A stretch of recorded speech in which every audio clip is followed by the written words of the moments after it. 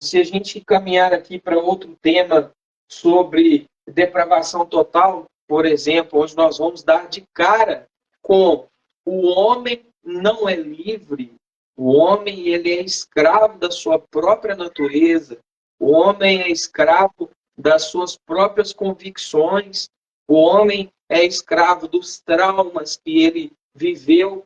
É, Pessoas, às vezes, vão ao psicólogo, né, ao psiquiatra, e acabam descobrindo que algo que aconteceu há muitos anos ainda está ali latente na sua personalidade, moldando as suas decisões, a sua visão de mundo, a sua interpretação, traumas ou até mesmo motivações. Então, o ser humano ele não tem essa liberdade conforme. Então, foi daí que os teólogos dos mais brilhantes interpretaram e anotaram, fizeram uma anotação teológica de que não existe, de fato, um livre-arbítrio, ou seja, a decisão humana estaria influenciada de alguma forma, de alguma coisa. Então, eu entendo o seguinte, o bom diálogo, o bom teólogo, o verdadeiro teólogo, ele tem que ser teólogo dói, Marcos. Eu falo isso, porque você, em vários momentos da sua vida, você vai se ver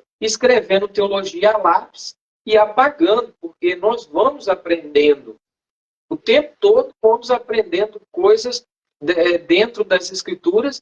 É lógico que depois de certo tempo, em algum tema, nós vamos estar percebendo que não há muito que se exaurir mais sobre aquilo, então algumas informações vão sendo estabilizadas no nosso pensamento. Mas, a partir do momento que a gente descobre um único versículo que contrapõe todo um pensamento teológico, como, por exemplo, o estudioso que seria lá um espiritista, por exemplo, não é do nosso fórum teológico, que crê, por exemplo, lá na reencarnação, uma heresia, obviamente, mas que crê nisto, esta pessoa, ela, ao encontrar Hebreus 9, 27, os textos bíblicos onde fala que o homem é dado morrer uma só vez, né, depois disso segue o juízo, ou seja, um único versículo já seria o suficiente para depor todo um contexto teológico.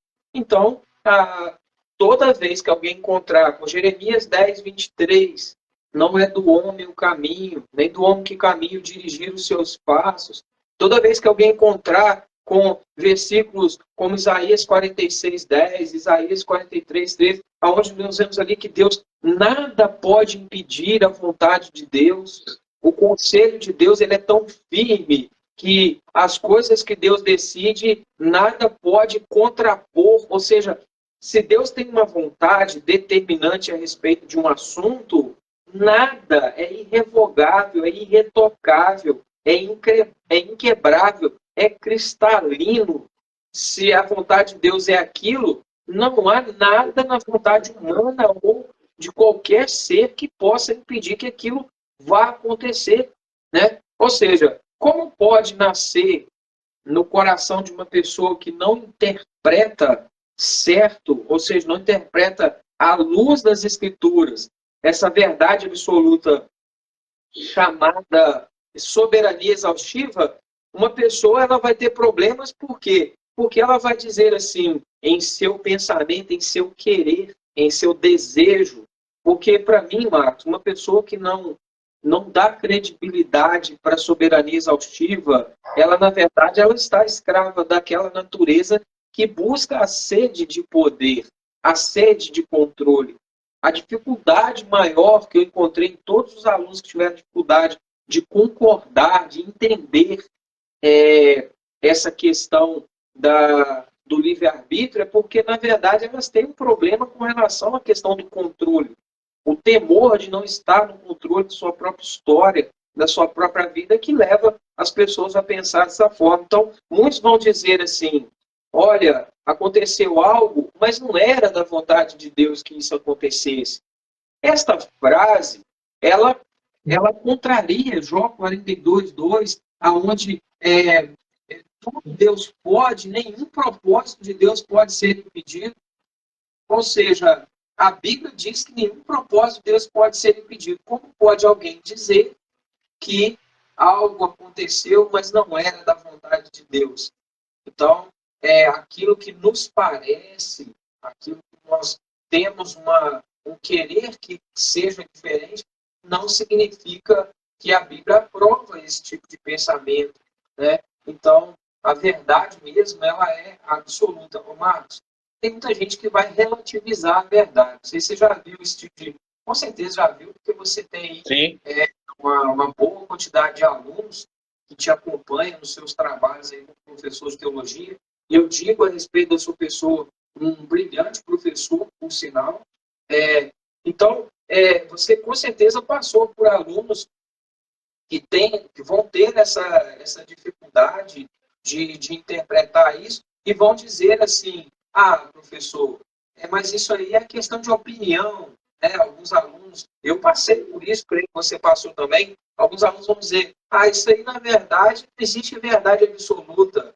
No resto da vida nós vamos ver um discurso do diálogo calvinismo versus arminianismo, ou pelagianismo versus arminianismo, ou pelagianismo versus calvinismo, e outras doutrinas e temas. É pré-tribulacionismo, é pós-tribulacionismo, é amilenismo. O que é essa questão? Existe essa discussão já tem mais de 500 anos e ninguém chegou a um lugar comum, é porque não existe um senso comum. Aí, Marcos, eu gostaria de refletir com você aqui. Se nós tivéssemos 1 milhão de pessoas dizendo que 2 mais 2 são 5, significaria que isso é verdade?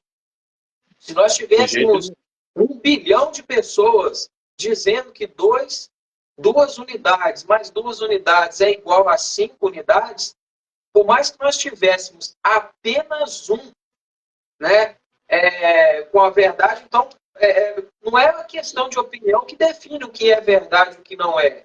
É o que, de fato, a natureza vai comprovar em relação a isso.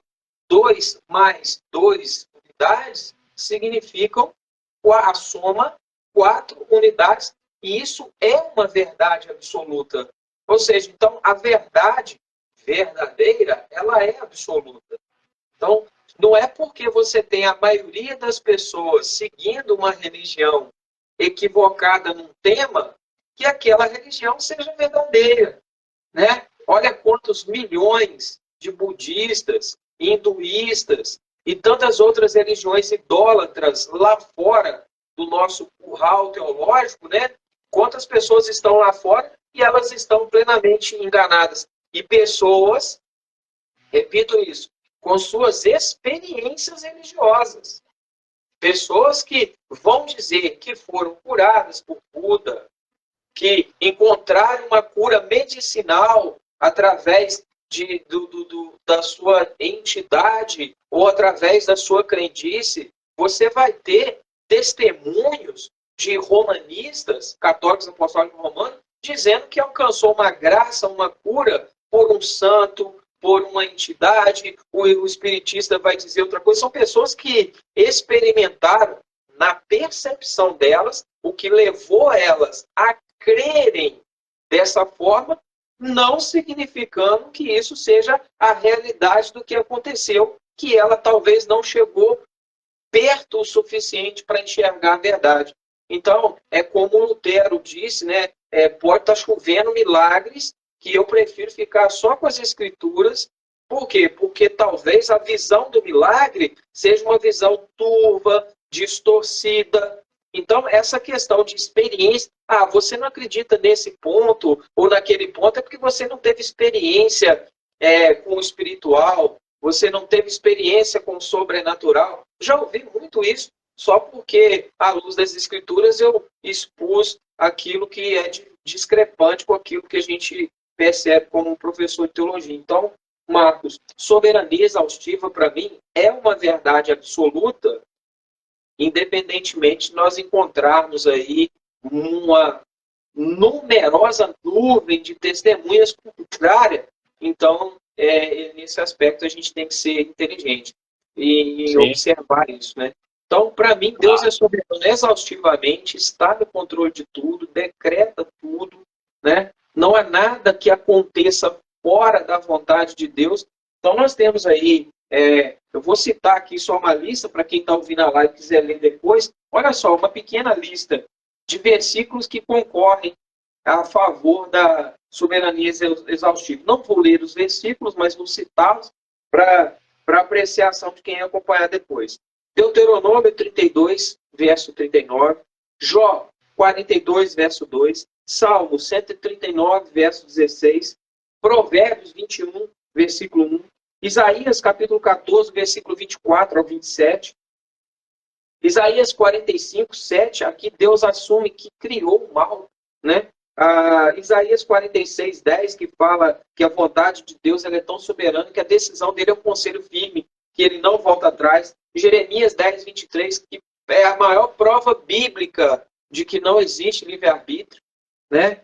Lamentações 3, 38, Ezequiel 17, 24, Daniel capítulo 4, versículo 34 e 35, Amós capítulo 3, versículo 6, Lucas 22, 22, João capítulo 3, versículo 27, né? João capítulo 6, versículo 64 ao 65, Atos capítulo 2, versículo 23, Atos capítulo 4, versículo 27, 28, Atos capítulo 14, versículo 16, Romanos, né? Capítulo 9 é o mais famoso grupo de interpretação a respeito da soberania exaustiva de Deus, né? Efésios capítulo 1, versículo 7, 9 e 11, onde nós vemos que Deus predestina mesmo.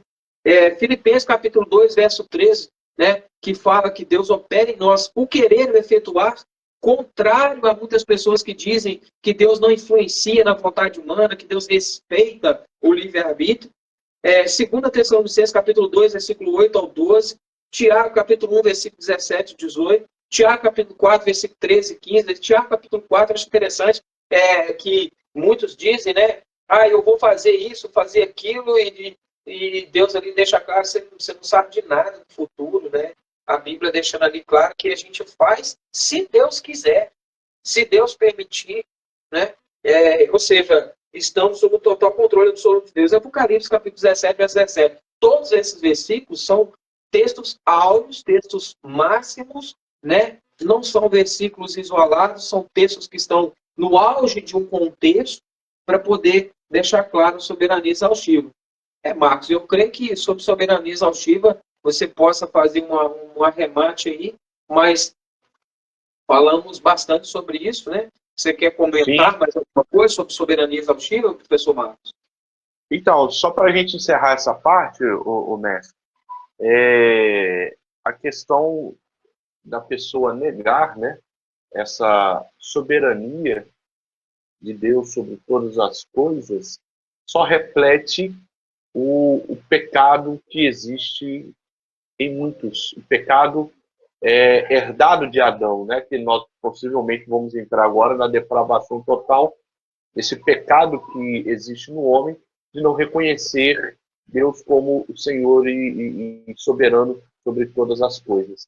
Então isso só reflete o mal que existe em nós, que de certa forma corrompeu o homem aí por completo, né? Só para fechar, a pessoa que não reconhece Deus como soberano, pessoa que não aceita a soberania de Deus sobre todas as coisas, essa soberania exaustiva, de certa forma existe nela ainda o reflexo do pecado original herdado de Adão aí, de querer, de achar que é possível viver independente de Deus e da sua vontade.